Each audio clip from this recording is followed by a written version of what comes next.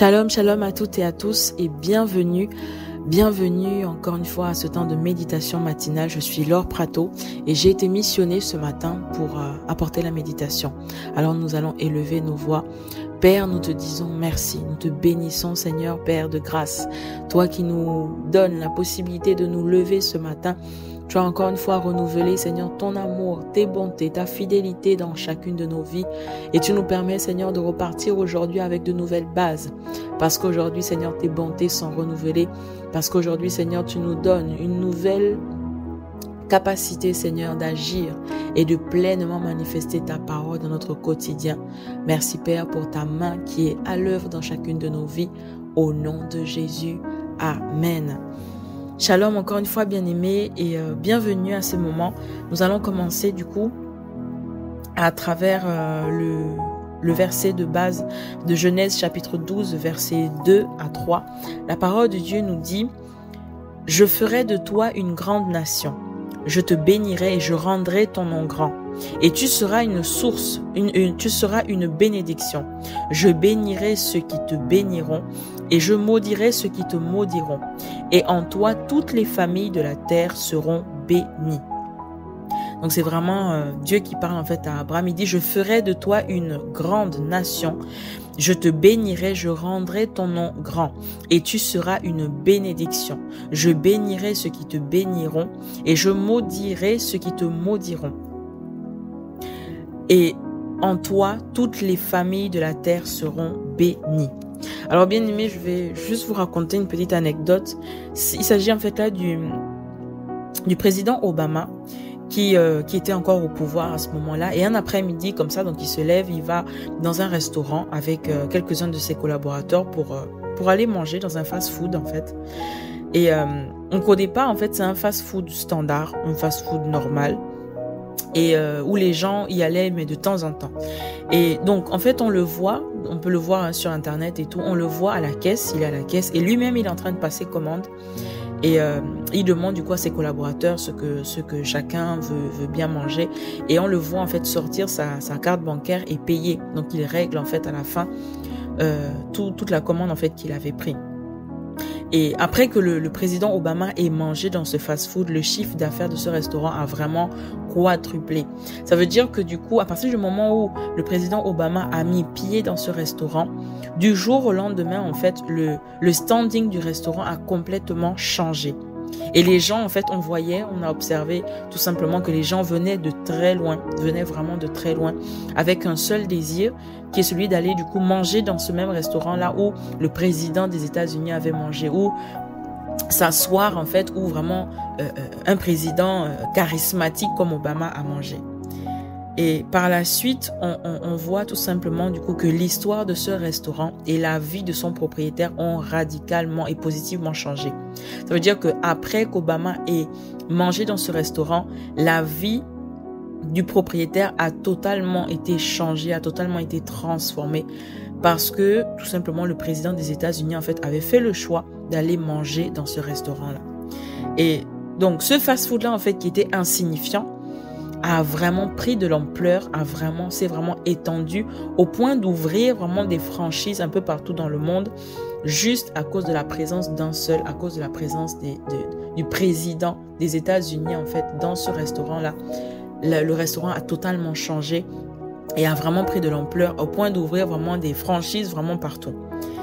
Et tout ça pour dire en fait que la présence de Dieu par le Saint-Esprit en nous fait référence à tout ce qui est dans notre caractère, dans notre nature, dans notre personnalité. Vraiment, on parle là de la puissance, de la gloire de Dieu et de la grâce de Christ qui est accomplie en nous, qui est accomplie en chacun de nous. Et souvent, en fait, la pensée de beaucoup de chrétiens qui parlent du Saint-Esprit en nous, ils voient premièrement la bénédiction, ils voient premièrement la puissance. Mais ce qu'on doit comprendre en fait, c'est que lorsque le président Obama s'est présenté dans ce restaurant, il est vraiment parti avec sa fonction. Il est parti avec son charisme, il est vraiment parti avec sa personnalité. Vraiment président du pays le plus puissant du monde.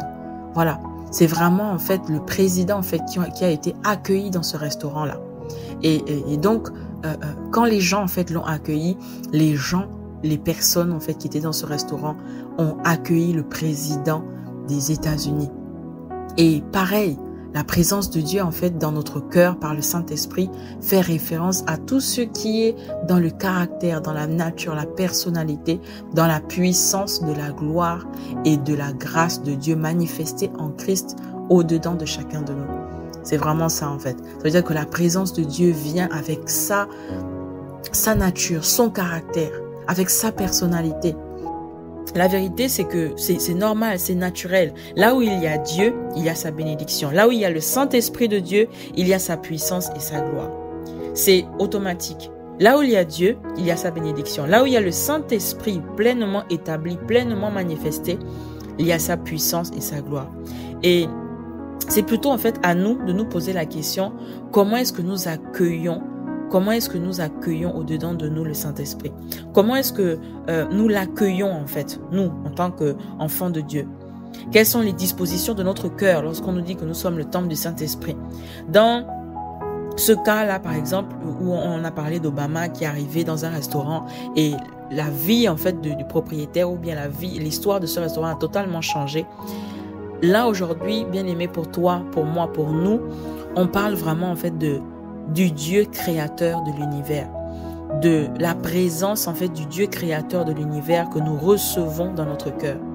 De la même manière, Obama est allé dans ce restaurant-là et la vie en fait de ce propriétaire-là, de propriétaire du restaurant ou de ce fast-food qui était à la base banal, a totalement changé, a radicalement été changé, transformé à cause de la présence du président des États-Unis dans ce restaurant. De la même manière, bien aimé, ce que nous devons vraiment réaliser et intérioriser à l'intérieur de nous, c'est que nos vies, nos cœurs doivent être changés juste à la présence de l'Esprit de Dieu, du Dieu tout-puissant, du Dieu créateur au-dedans de nous. C'est ce que nous devons comprendre, c'est ce que nous devons vraiment discerner. Donc, oui, il a fait le choix de venir vraiment habiter au-dedans de nous. Il a fait le choix de venir habiter dans nos cœurs. Il a fait le choix, en fait, de venir siéger à l'intérieur de nous. Et la parole de Dieu nous le dit, ne savez-vous pas que vous êtes le temple du Saint-Esprit? En fait, n'êtes-vous pas conscient que vous êtes le temple de Dieu?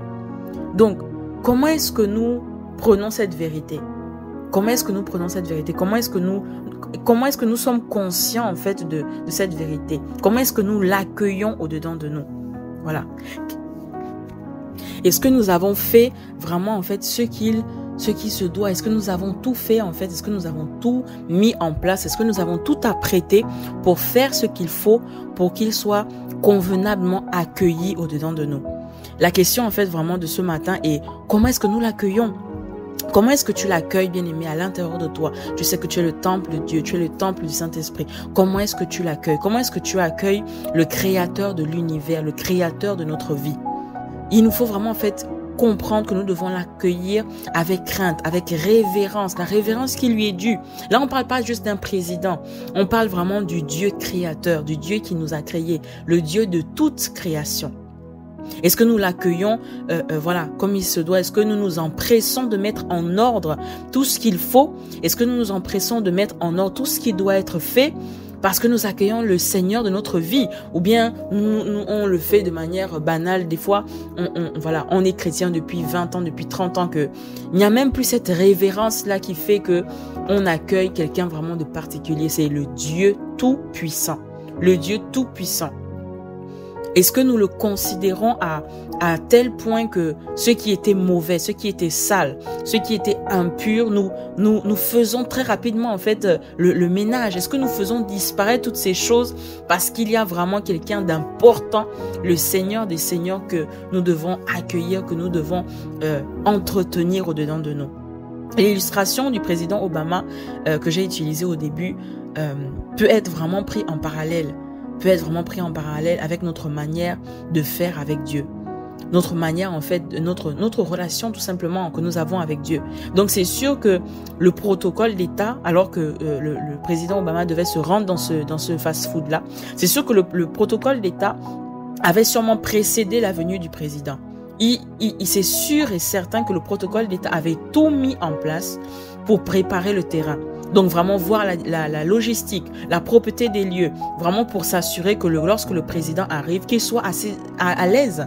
Donc de la même manière, le protocole d'État a tout mis en place, pour organiser la venue du président de la République. Toutes les dispositions en fait ont été prises à ce moment-là pour que tout se passe bien. En ce qui nous concerne, bien-aimés, par rapport à ce que la parole de Dieu dit, ne savez-vous pas que vous êtes le temple de Dieu? Ça veut dire que du coup, à ce moment-là, nous devons vraiment, par le Saint-Esprit au-dedans de nous, qui est venu habiter, qui a choisi de venir habiter dans nos cœurs, nous devons nous également vraiment tout mettre en place, tout mettre en œuvre afin de nettoyer, de dégager vraiment tout ce qui a à mettre dehors, out. Parce que au-dedans de nous, nous chérissons, nous prenons soin, nous avons la personne la plus importante, le Saint-Esprit de Dieu qui habite au-dedans de nous. La question est vraiment de savoir en fait si nous avons pris toutes les dispositions. Est-ce que, bien-aimé, tu as pris toutes les dispositions dans ton cœur pour privatiser ton cœur, rien que pour Dieu? Rien que pour Dieu. Est-ce que tu as pris, bien-aimé, les dispositions pour que ton cœur soit tout à Dieu, tout entier à Dieu? Voilà. Enlever vraiment, en fait, ce qui ne lui plaira pas. Enlever tout ce qui attristera son cœur d'une manière ou d'une autre. Vraiment prendre les mesures, en fait, qu'il faut. Prendre les mesures pour qu'il n'y ait aucune chose dans ton cœur qui soit mal, qui soit impur, qui fasse que dans ton cœur, en même temps, il y a Dieu, en même temps, il y a un peu de cette chose-là, négative, la sale, là. Vraiment. C'est comme si, en fait, on disait, mais voilà, Seigneur, bon, on t'ouvre, voilà, les chambres de notre cœur, mais on dit à Dieu, Seigneur, là, vraiment, prends toutes les chambres, sauf celle-là. Parce que là, ben, je garde encore vraiment cette situation-là. Et puis, tu ne sais pas comment vraiment la personne m'a blessé. Tu ne sais pas comment la personne m'a humilié. Tu ne sais pas comment la personne m'a fait du mal. Donc vraiment, prends toutes les portes, prends toutes les chambres. Mais celle-là, vraiment, je suis pas prête à lâcher. Je suis pas prête à laisser tomber. Parce que vraiment, la personne m'a humilié, la personne m'a fait du mal. Non. Bien-aimé, lorsque tu reçois quelqu'un vraiment qui est important, tu mets tout à disposition. S'il y avait un désordre, c'est comme des fois quand le pasteur dit en fait que lorsqu'il est attendu chez quelqu'un, en fait, à cause du fait qu'à l'intérieur de nous, on est conscient que c'est notre Père, on veut bien l'accueillir, on veut bien faire les choses, on met tout en ordre. Même si on est désordonné, même si bien aimé, tu es désordonné ou que d'une manière ou d'une autre, ta maison se trouve vraiment dans un désordre total, tu vas tout mettre en place parce que tu as besoin d'accueillir une personnalité. À plus forte raison, Dieu au-dedans de nous. À plus forte raison, Dieu au-dedans de nous. C'est Jésus lui-même qui dit que la nature ne vous enseigne-t-elle pas? Ça veut dire que de la même manière, tu mets tout en place, tout en œuvre. Tu te casses en 10 parce que tu as besoin de recevoir une personnalité. Tu as besoin de recevoir ton père, ta mère. Tu as besoin de recevoir vraiment celui-là que tu considères comme ton père spirituel. Bien-aimé, à plus forte raison, le Saint-Esprit, Dieu de toute vie, Dieu de toute création au-dedans de nous. Est-ce que nous avons fait le ménage?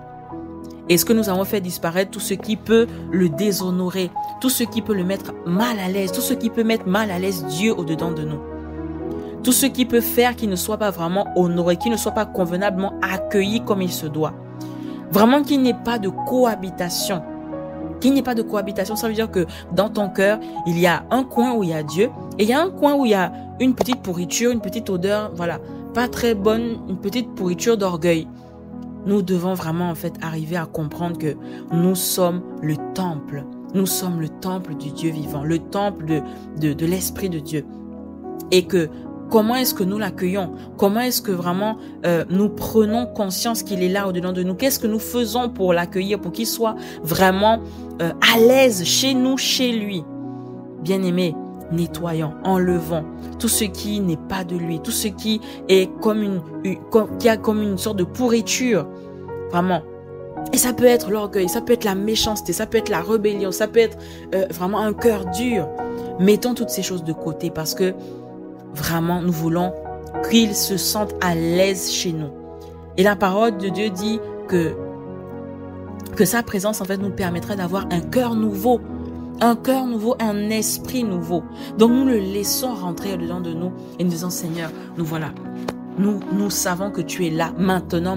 Au-dedans de nous, nous voulons manifester ce cœur nouveau-là, loin de toute forme de rébellion, loin de toute forme de mensonge, loin de toute forme de fausseté, loin de toute forme de toute chose qui manifeste comme une sorte de puanteur, parce que nous avons besoin d'accueillir le Dieu Tout-Puissant.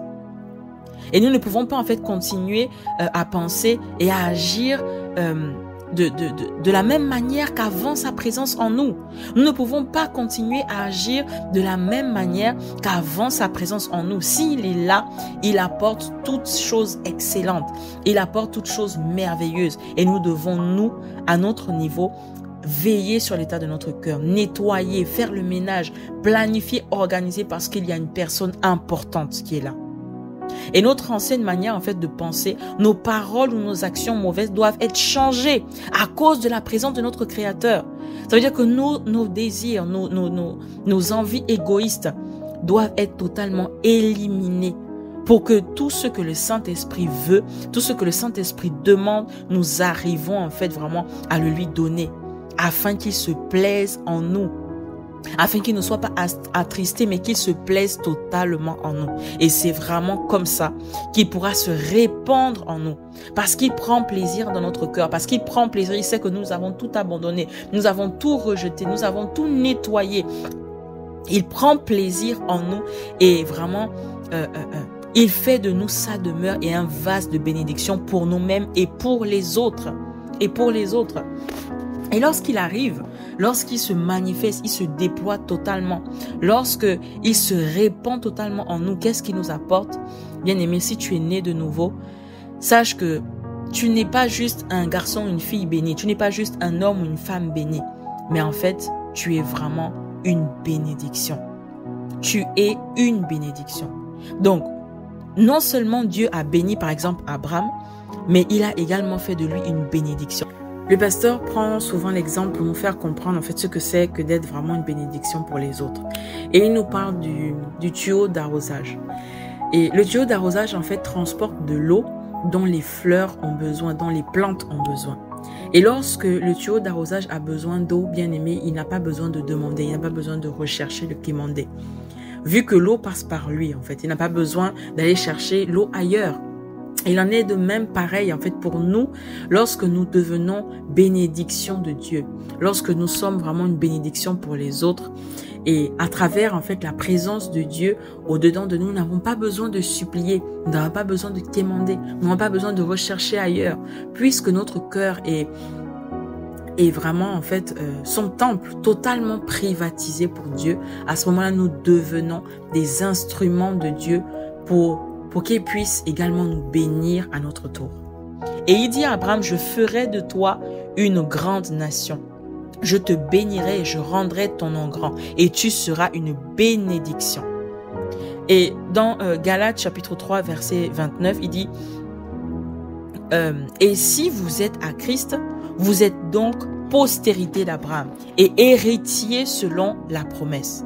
Ça veut dire que du coup, les paroles qu'il a prononcées sur la vie d'Abraham, nous héritons de ces paroles-là. Il a dit à Abraham qu'il est une bénédiction. Nous également, bien-aimés, tu es une bénédiction. À partir du moment où Dieu prend totalement place dans ton cœur, tu es une bénédiction. Tu es une bénédiction pour ta propre vie, tu es une bénédiction pour ceux qui t'entourent. Vraiment. Et la parole de Dieu dit que nous sommes le temple du Saint-Esprit. Et cela fait de nous, en fait, tout simplement l'incarnation de la plénitude des bénédictions de Dieu. L'incarnation même, tu es l'incarnation, bien-aimée, de la plénitude des bénédictions de Dieu. La parole de Dieu nous dit également que mais nous avons ce trésor dans des vases de terre afin que l'excellence de la puissance vienne de Dieu et non de nous. Ça veut dire que ce n'est pas toi, bien-aimé, qui le fait, mais c'est celui qui est en toi qui le fait à travers toi. Waouh! C'est juste tout simplement magnifique en fait. Tu es une bénédiction parce que celui qui est la bénédiction demeure en toi. Tu es vraiment celui-là qui apporte solution parce que celui qui est la solution demeure en toi. Lorsque tu le laisses prendre toute ta place, bien-aimé, ta vie change, ta vie est transformée. Comme la vie du propriétaire de ce restaurant qui n'a plus jamais été la même. Et Partout où vous êtes maintenant désormais transporteur de sa présence. Et en réalité, en fait, il demeure et il vit au-dedans de vous. Il demeure et il vit au-dedans de nous, de chacun de nous, bien-aimés. Donc nous sommes porteurs du Dieu Tout-Puissant. Et la parole de Dieu dit tout simplement que nous sommes son temple. Donc tu es la maison de sa présence, bien-aimée. Tu ne pourras jamais échouer. Tu ne pourras jamais être vaincu parce que le plus grand vit en toi. Donc, bien, sache que maintenant, désormais, à partir du moment où tu lui laisses prendre toute la place, il se répand. C'est maintenant sa nature qui se répand en toi. C'est maintenant sa volonté qui se répand en toi. C'est maintenant ce qu'il est qui se répand en toi. Parce qu'il t'a donné un cœur nouveau, parce qu'il te donne quelque chose de nouveau qui n'a rien à voir avec l'ancien. Tu es désormais, en fait, tout simplement un impact positif pour ton monde et pour ta génération, grâce à la présence divine qui se trouve au-dedans de toi. Et aujourd'hui, bien-aimé, tu satures ton environnement de sa voix et de sa justice. Grâce à sa justice, tu es tout simplement libre, libéré, sans plus aucune condamnation. Et voici ce que Dieu fait dans la vie de tous ceux qui l'accueillent véritablement. Dans la vie de tous ceux qui acceptent de nettoyer leur cœur, d'enlever, de nettoyer. Parce qu'il y a quelqu'un d'important qui arrive. Donc on nettoie et on l'accueille vraiment avec révérence, avec respect, avec amour. Et en fait, tout cela n'est possible que lorsque nous permettons vraiment, lorsque nous lâchons prise et nous laissons au Saint-Esprit la possibilité de s'épanouir en nous. Parce que nous aurons en fait vraiment fait le choix au-dedans de nous de nous séparer, de nous préparer en conséquence pour lui. C'est vraiment quelqu'un qui se prépare parce qu'il va recevoir quelqu'un de plus important. Donc, il accepte de lâcher prise et de renoncer à toutes ces choses qui étaient importantes pour lui, mais qu'aujourd'hui, il regarde comme de la boue. Parce qu'il y a une personnalité importante que nous devons accueillir. Donc, vraiment, lorsque le Saint-Esprit, en fait, lorsque nous laissons le Saint-Esprit s'épanouir en nous, nous donnons au Saint-Esprit tout simplement le choix, en fait, de faire de nous ce qu'il veut. Et parce que nous aurons fait le choix vraiment de nous préparer en conséquence pour lui, et désormais, maintenant, nous allons vivre une vie qui lui plaît.